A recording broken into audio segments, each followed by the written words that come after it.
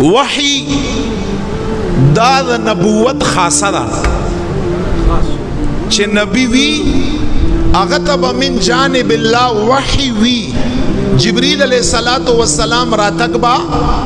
وی نو وحی دا د نبوت خاصه ده او دا یاد لرا حضور علیہ الصلوۃ والسلام نه پس خو بغیر د دلیل نه رستو نبی نشتا دلیل کوي او کنه به مونږ یې نه منو خو دلیل دام وي دا ووري وحی دا د نبوت خاصه ده او بیا د اغه نه رستو د هر نبی په وحی باندې ایمان ساتل دا انسان د لپاره لازم دي چې څومره انبیاء تا جبریل علیہ الصلوۃ والسلام وحی پیغام احکام روړي دي مسلمان د پاره په هغه باندې ایمان ساتل لازم دي دا د زمونږ او د ستاسو د ایمانیاتو نه ده چې هغه پورې انسان مومن مسلمان نشي کېدی چې د انبیاء کرام څومره سابقه دي مخکینی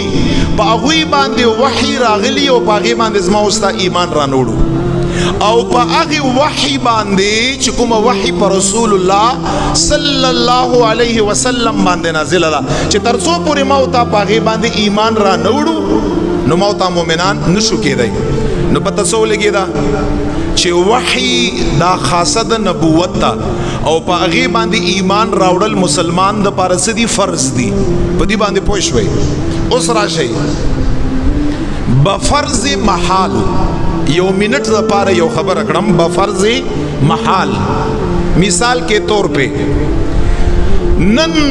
خلق غلام احمد مرزا قادیانی تنعوذ باللہ نبی نو تاسو ته مڅوي چې نبی هغه ته یې نبوت خاصه څه ده وحی چې باغې باندې بخامخه وحی راغلی که چلو دوی نعوذ بالله دام دا وکه چې په هغه باندې وحی راغلی ده نو دویمه خبره مسار ته وکړه چې وحی چې کله ثابت شي چې وحی راغلی ده باغې باندې ایمان ساتل دا مسلمان د لپاره لازم دي او ایمان په هغه سیز باندې ساتل کېږي چې د کوم ذکر په قرآن او په حدیث کې راغلی اوس ګورئ قرآن کریم مبارک کې الله څه فرمایي مومن انسان صفات بیانی سورت بقرہ اللہ سے فرمائی والذین یؤمنون بما انزل الیک وما انزل من قبلک وبالآخرة هم یوقنون اللہ سے فرمائی مومنان اغا کسان دی یؤمنون بما انزل الیک چی اغا یقین ساتی یا رسول اللہ پا اغی وحی باندے کما چی پتا باندے نازل دا وما انزل من قبلک او یا رسول اللہ مومن حق دی چې هغه یقین ساتي په هغه وحی باندې چې کوم ستانه وړاندې دا بفرض محال کا رسول الله نه پس وحی راغلی وای دلته به آیات داسې وای وما ينزل من بعدك او یا رسول الله مؤمن هاغه دی چې په هغه وحی باندې ایمان اوساتي کومه به چې روستو راځي چې الله دا ذکر نه دی کړی او صرف دا ویلی دی چې یا رسول الله مؤمن هاغه دی چې هغه به ایمان ساتي په هغه وحی باندې چې کوم استا تنازل ده په هغه وحی باندې چې کوم استا نه مخکې نازل ده دا د دې خبرې دلیل دی چې رسول کریم آقا علیه السلام نه پس قیامت پورې وحی نشي راتلی قیامت پوری نشی راتلی ورنہ آیات بدا سوئی وما ينزل من بعدک او پا آغی وحی باندی چکم یا رسول اللہ ستانا بعد رازی غن قرآن کی با پیدا نکڑے اللہ چی وحی ذکر کھڑے دی آغا وحی چکم مخ کی نازل دا پا انبیاء باندی بالکل نازل دا کم پتاسو باندی او بیا خدای پاک جل جلالہ یو دی آیات کے فرمائی دلتم دانشتا وما ينزل من بعدک بل آیات کی اللہ فرمائی یا ایوہ الذین آمنوا بالکتاب الذی نزل علی رسوله والکتاب الذی انزل من قبل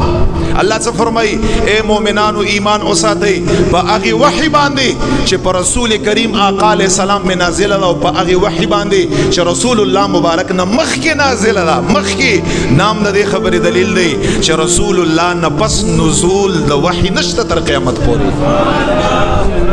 او کوي او دا خیدہ سے آیات وما ينزل من بعدک